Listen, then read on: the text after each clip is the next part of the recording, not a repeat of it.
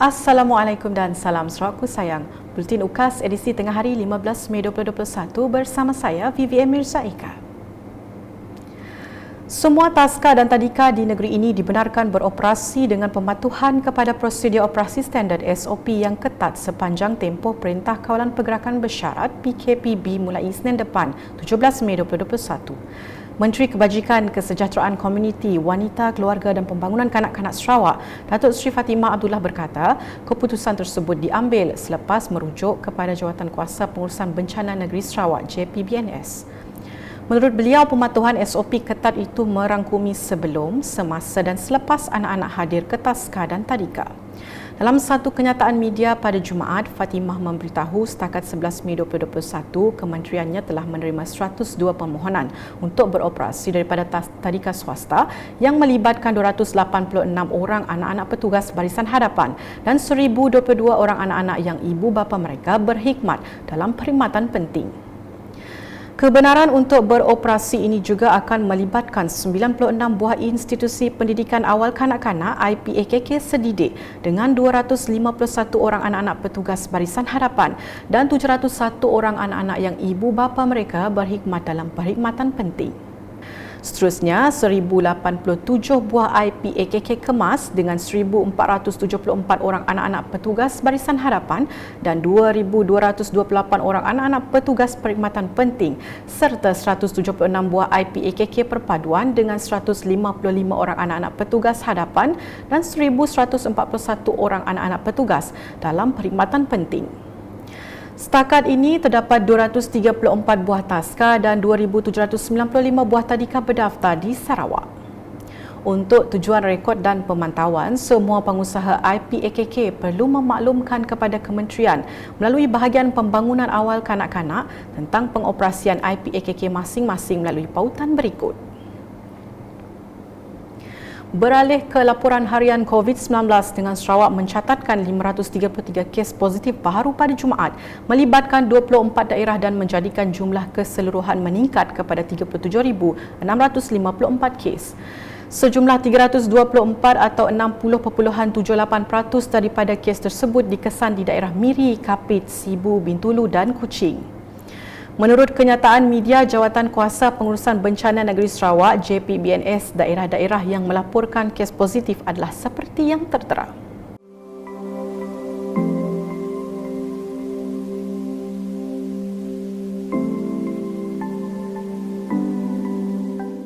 Turut dilaporkan satu kes kematian baharu akibat jangkitan COVID-19 menjadikan jumlah kematian meningkat kepada 215 orang. Selain itu, JPBNS juga melaporkan daerah Julau kembali ke status jingga daripada merah. Dalam kenyataan media itu juga, JPBNS mengisytiharkan satu kluster baharu iaitu kluster Sungai Rayah Meradung. Selain itu, satu kluster diisytiharkan tamat iaitu kluster Jalan Sultan Iskandar Bintulu. Manakala JPBNS turut memutuskan penamatan Perintah Kawalan Pergerakan diperketatkan PKPD bagi Rumah Saran Belang, Nangatau Tatau pada 14 Mei 2021 dan pelanjutan PKPD bagi Rumah Emperan Datuk Sungai Pinang Pakan sehingga 27 Mei 2021. Berita seterusnya, Yayasan Buddha Zuci Buddha Miri telah membantu menyiapkan 85 tempat tidur tambahan di Pusat Kuarantin dan Rawatan COVID-19 berisiko rendah PKRCE Sud Valley Golf and Country Club.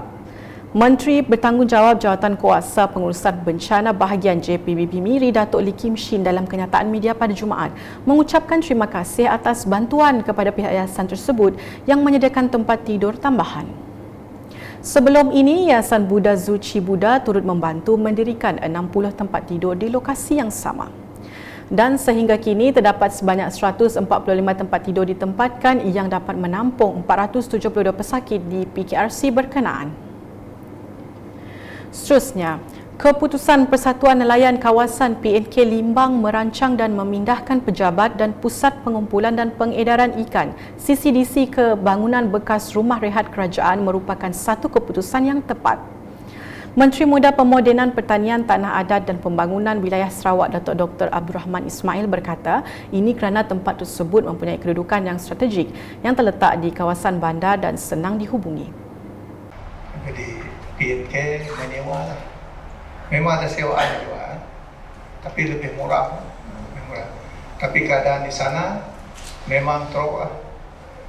Bila premis-premis, tempat-tempat, quarters kerajaan ini ditinggal, banyak vandalism namanya. Orang mencuri sana, mencuri sini, ataupun dicurinya. Dan perlu dibaik kulit dan diubah supaya ianya bertepatan dengan kehendak bis kita lah, yaitu untuk menjadikan tempat itu pejabat untuk urusan, semua urusan, dan juga untuk ruang niaga.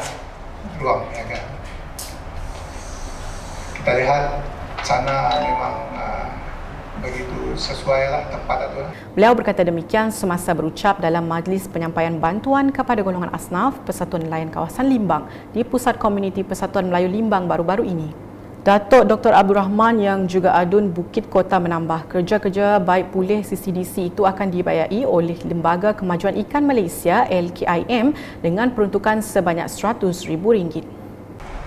Yang di tempat itu nanti CCDC akan dibiayai oleh LKIM RM100,000 untuk baik pulih dan bina baru sebahagian.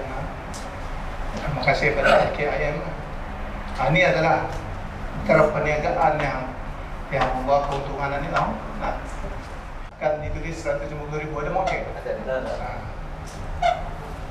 Tapi ceknya dua kali ya, bukan mutlakar. Jadi keseluruhannya RM150,000. Harap-harap cukup. Manakala di Bintulu, Menteri di Jabatan Ketua Menteri Integriti dan Ombudsman yang juga adun Jepak Datuk Talib Zulkifli telah mengambil inisiatif mengadakan perbincangan secara maya bersama Lembaga Kemajuan Bintulu BDA dan Jabatan Tanah dan Survey JTS Bintulu baru-baru ini. Perbincangan ini diadakan susulan perjumpaan bersama Ketua Menteri Sarawak Datuk Petinggi Dr. Abang Abdul Rahman Sohari Tun Datuk Abang Openg pada 6 Mei lepas mengenai beberapa isu tanah di Dun Jepak. Menerusi perbincangan secara maya, keputusan dan tindakan susulan akan diambil dan diselesaikan mengikut seperti yang telah dipersetujui. Sekian edisi Tengah Hari bersama saya Vivi Mirza Ika dan kru penerbitan. Berita lebih lanjut boleh didapati di semua platform media sosial UKAS termasuk portal ukas.sarawak.gov.my dan pastikan anda subscribe UKAS channel di YouTube. Salam UKAS.